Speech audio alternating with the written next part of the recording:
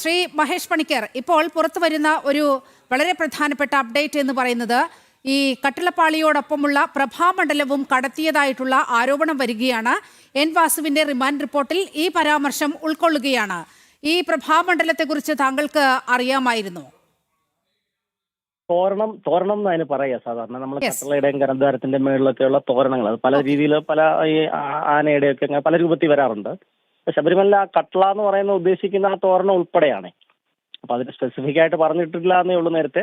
പക്ഷെ അത് ഉൾപ്പെടെയുള്ള പീസുകളാണ് കടത്തിരിക്കുന്നത്. കാര്യം നമ്മൾ ഇവർ ഈ പലയിടത്തും പ്രദർശനമൊക്കെ വെച്ച് നടത്തിയിടത്തൊക്കെ അത് ഉൾപ്പെടെയാണ് നമുക്ക് കാണാൻ സാധിക്കുന്നത്.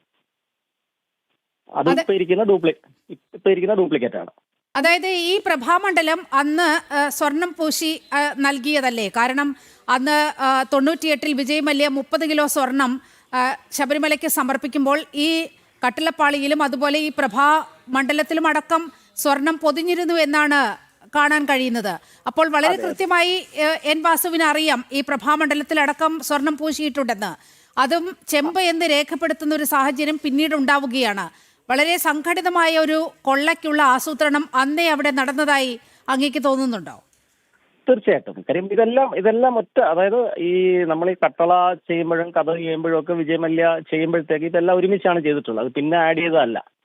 പക്ഷെ നമ്മൾ കട്ടളപ്പാളി എന്ന് പറയുമ്പോഴത്തേക്ക് നമ്മൾ ആ 4 പീസ് മാത്രമേ ഉദ്ദേശിക്കുന്നുള്ളൂ. അതിന്റെ മേളിലത്തെ ആ ഒരു വർക്കാണ് ഈ കട്ടളയുടെ മേളിൽ വരുന്നതാണ് ഈ പ്രഭാമണ്ഡലം അല്ലെങ്കിൽ തോരണം എന്നൊക്കെ നമ്മൾ സാങ്കേതിക ഭാഷയിൽ പറയുന്നത്.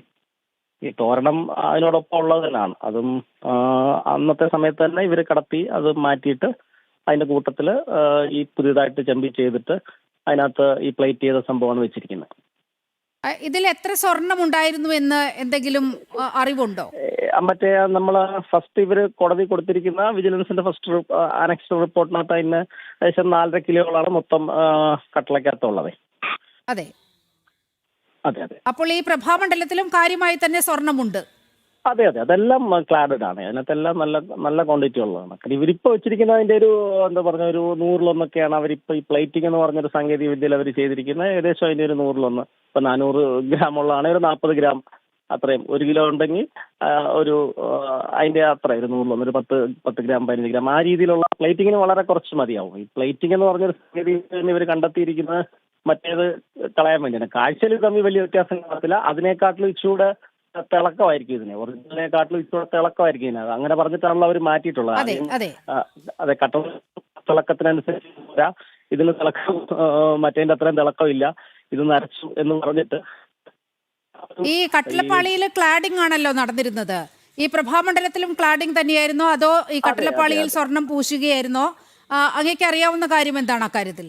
അതെ, എല്ലാത്തിലും ക്ലാഡിങ് തന്നെ. അതായത് അവിടെ വിജയ് മല്യ ചെയ്തിരിക്കുന്ന എല്ലാം ക്ലാഡിങ് തന്നെ. അവിടെ ഒരു പിശുക്കും കാണിച്ചിട്ടില്ല. എല്ലാം പരമ്പരാഗത രീതിയിൽ സ്വർണ്ണ പ്ലേറ്റ് പിടിപ്പിക്കുന്ന രീതിയിൽ തന്നെയാണ് എല്ലാം ചെയ്തിട്ടുള്ളത്. പക്ഷേ ഈ ഇവർ ചെയ്തിരിക്കുന്ന പരിപാടി പ്ലേറ്റിംഗ് ആണ്. വളരെയധികം നന്ദി ശ്രീ മഹേഷ് പണിക്കർ ഈ ഘട്ടത്തിൽ പ്രതികരിച്ചതിന്.